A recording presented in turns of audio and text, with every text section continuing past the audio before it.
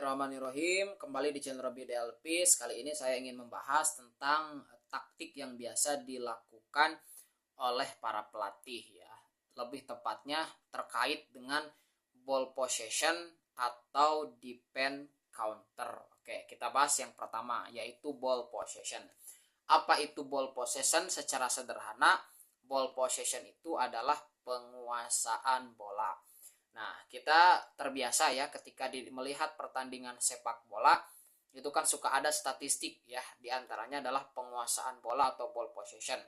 Misalnya, ball possession satu tim A itu 50%, nah tim B 50 atau ada 60, 40 ataupun yang lain ya. Nah, apa itu ball possession tadi? Ball possession adalah penguasaan bola. Jadi satu tim yang begitu dominan, begitu banyak memainkan bola dan menguasainya. Nah, ball possession ini merupakan salah satu taktik di dalam sepak bola ya.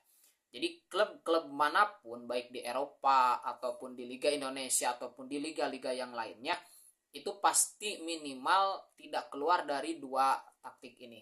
Satu ball possession atau yang kedua adalah ball possessionnya yang rendah ya, bukan atau yang dikenal dengan biasanya defense counter ya. Oke, nah ball possession misalnya, kalau di liga luar negeri misalnya, kita lihat kalau Real Madrid dan Barcelona ya, Barcelona itu adalah salah satu tim yang terkenal dengan penguasaan bola yang sangat tinggi.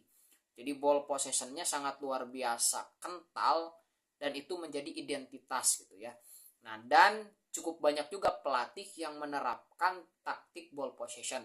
Misalnya kalau sekarang di Man City ya, di Liga Primer, di Liga Inggris, itu kan Man City dengan Pep Guardiola. Pep Guardiola adalah salah satu pelatih yang boleh dibilang sangat sukses. Nah, dan ciri dari permainan Pep Guardiola adalah ball possession. Ball possession, ball possession, dan ball possession. Jadi penguasaan bolanya sangat dominan. Nah, bagaimana sih alur sebetulnya daripada ball possession ini? Begini. Jadi asumsinya semua tim ingin memenangkan pertandingan. Bagaimana cara menangnya? Nah, beberapa pelatih melihat bahwa kemenangan itu perlu dilakukan dengan satu penguasaan bola. Nah, caranya satu kuasai bola. Setelah menguasai bola, kemudian apa? Ciptakan peluang. Nah, ciptakan peluang. Kemudian yang ketiga cetak gol gitu ya. Nah, jadi semakin banyak peluang, itu kan semakin terbuka untuk terciptanya gol. Kalau gol banyak diciptakan, berarti suatu tim itu akan mudah menang gitu kan. Betul nggak? Jadi alurnya kuasai bola, ciptakan peluang, kemudian cetak gol sebanyak-banyaknya. Itu alur ball possession. Ya. Nah, dan sebagian pelatih juga cukup banyak tadi ya, kita sebut saja Man City, kemudian kita sebut saja tadi Barcelona, kemudian kalau di Liga Indonesia ya, musim ini misalnya, satu misalnya yang terlihat sangat itu kan Persija Jakarta ya, dengan Carlos Peña, atau dengan pelatih sebelumnya Thomas Doll, itu kan kental ya ball possession. Atau bahkan di Persib Bandung ya, dengan pelatih sebelumnya, sebelum Bojan Hodak ya, Luis Milla, itu juga sangat kental dengan ball possession. Nah, Persebaya Surabaya ya, setelah sebelumnya kan dengan coach Aji Santoso, itu juga begitu kental dengan ball possessionnya gitu ya. Nah, itu yang pertama. Nah, tetapi apakah penguasaan bola itu menjamin suatu tim akan menang? Tidak juga ya. Tidak jarang penguasaan bola suatu tim itu tinggi, tetapi ternyata mereka kalah di dalam pertandingan. Banyak contohnya. Kita yang paling yang banyak lah contoh di Asia. Saya selalu meng-highlight salah satu pertandingan yang menarik. Irak melawan Jepang ya di Piala Asia 2023 Januari lalu. Jepang menguasai pertandingan tetapi kalah dengan skor 2-1. Nah, di Liga Indonesia juga banyak ya, ketika Persib Bandung dulu dengan Persikabo, kemudian Persib Bandung dengan yang lain, karena Persib Bandung sekarang tidak menerapkan ball possession, itu juga sama. Statistiknya kalah, mereka kalah menguasai bola tetapi bisa menangkan pertandingan. Jadi ball possession itu tidak menjamin orang akan menang gitu ya. Nah, pada era coach Justin di Persipura ya, Persipura Jayapura sebelum degradasi itu kan tim yang begitu dominan dengan ball possession ya. Mereka 4 kali juara dan dengan penguasaan bola yang luar biasa. Terkenal sekali.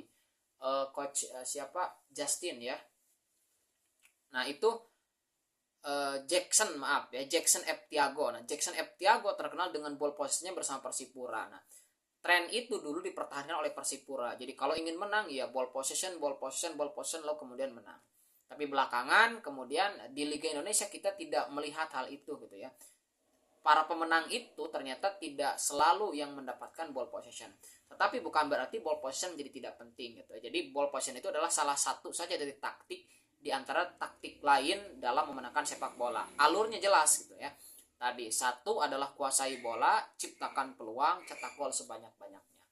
Nah, pertanyaan berikutnya adalah apa elemen unsur-unsur yang dibutuhkan oleh sebuah tim agar ball possession dan menang, kan seperti itu.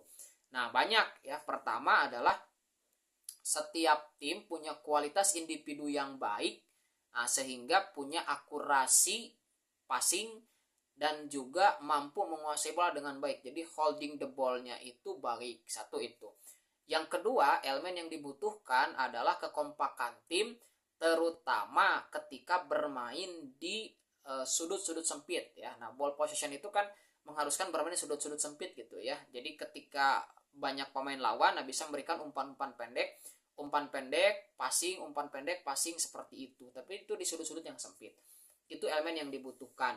Kemudian yang ketiga adalah harus bisa membaca arah di mana letak teman ya. Jadi harus cepat decision makingnya, pengambilan keputusannya harus cepat gitu ya. Ketika mendapatkan bola jangan terlalu lama, segera passing ke yang lain, yang terdekat atau mungkin yang terjauh tetapi tidak tidak dijaga oleh lawan gitu ya. Nah, jadi seperti itu. Cepat umpan kemudian diberikan lagi. Jadi dibutuhkannya dua. Satu harus mengetahui posisi kawan di mana, yang kedua si kawan juga harus bisa menciptakan pergerakan tanpa bola yang bagus gitu ya. Nah, itu elemen-elemen diantaranya yang dibutuhkan di dalam ball possession seperti itu gitu ya. Nah, itu yang pertama. Yang kedua adalah defense counter. Nah, kalau yang kedua itu menekankan pada efektivitas bermain sepak bola secara efektif. Jadi relatif menunggu gitu kan, tidak begitu menguasai bola tapi memperkuat dulu pertahanan. Nah, solid pertahanan, kemudian sesekali melakukan serangan balik, counter attack gitu ya. Nah, apakah defense counter ini berarti tidak membutuhkan bola? Bukan ya. Tapi reaktif. Kalau memang bisa menguasai, dikuasai, tetapi tidak memaksakan. Kalau ball possession kan orientasinya, yuk kuasai bola dulu, ciptakan peluang. Kalau ini enggak. Kalau ada momen menguasai, silakan kuasai. Kalau tidak, ya biarkan saja gitu kan.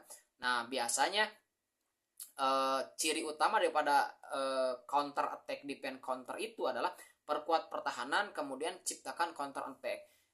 Banyak ya metodenya. Ada yang memang pakai long ball passing, long ball tetapi kemudian counter attack-nya luar biasa.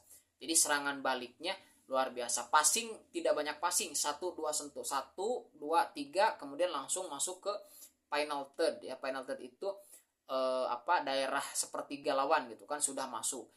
Nah, di Liga Indonesia khususnya itu Bali United ketika menjadi juara, Persib Bandung, PSM Makassar itu adalah strateginya defense counter. Mereka rendah penguasaan bola, tetapi efektivitasnya luar biasa. Rendah penguasaan bola tapi bisa menciptakan peluang.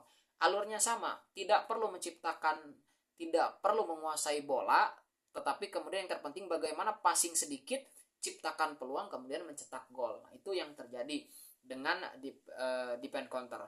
Nah, di dunia gitu Real Madrid salah satu contoh adalah tim yang tidak begitu berorientasi pada bola. Kalau Barcelona kan jelas berorientasi pada bola. Real Madrid tidak begitu berorientasi pada bola. Tidak begitu menampilkan permainan yang begitu cantik, tetapi efektivitas. Nah, dan dulu apalagi terkenal dengan Jose Mourinho, kayak pelatih kelas dunia yang memang terkenal dengan defense counter gitu kan, dengan sepak bola pragmatis istilahnya. Gak terlalu dominan ke bola. Bahkan kan beliau selalu mengatakan begini, siapa yang menguasai bola maka dialah yang rentan kemungkinan besar membuat kesalahan. Nah, makanya yang terpenting kata Jose Mourinho adalah efektivitas, bagaimana menciptakan peluang kemudian mencetak gol sebanyak-banyak. Di Liga Indonesia tadi ya, dan sekarang Liga Indonesia cukup banyak ya. Ada coach Bojan Hodak bersama Persib Bandung, coach Bernardo Tavares di PSM Makassar. Mereka menjadi juara itu ya dengan strategi defense counter, menunggu tapi kemudian langsung counter attack yang cepat. Nah, berikutnya apa elemen-elemen yang dibutuhkan untuk melakukan counter attack ya, menerapkan strategi pragmatis defense counter. Nah, yang pertama dibutuhkan adalah efektivitas. Jadi jangan terlalu banyak menguasai melakukan kesalahan gitu. Nah, bola jarang dipegang gitu kan, tapi sekali dapat bola passing sedikit, jangan terlalu banyak, kemudian lakukan efektivitas. Jangan terlalu banyak mengolah bola misalkan. Jadi 1 2 3 sentuhan kemudian sudah sampai di depan gawang. Itu elemen diantaranya yang dibutuhkan oleh defense counter. Kemudian dalam posisi bertahan ya, bertahannya itu, nah mereka harus solid gitu ya. Apakah dari crossing itu harus bisa ditahan, kemudian dari bawah gitu kan. Nah itu juga harus bisa di elemen. Jadi fokusnya itu adalah bagaimana memperkuat dulu ini pertahanan, baru kemudian melakukan serangan-serangan balik. Nah, untuk melakukan serangan balik yang dibutuhkan itu adalah satu pemain yang punya akurasi, kemudian punya kecepatan, juga sekali punya individual ya, skill individual yang bagus sehingga bisa menerapkan taktik. Jadi praktis gitu ya. Oke, kita lihat dulu PSM Makassar. Di musim sebelumnya PSM Makassar menjadi tim yang sangat produktif ya, kedua produktif di bawah Bali United.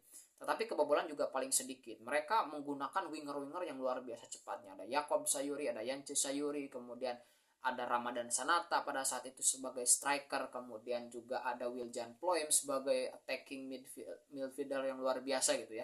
Dan banyak sekali beberapa pemain yang mencetak gol, banyak punya kecepatan, punya determinasi yang luar biasa. Di Persib Bandung juga kita tahu ya, ada dynamic duo ya, Ciro Alves dan David da Silva. Biasanya kan penyerangan Persib itu musim lalu hanya melibatkan 3 orang yang utama.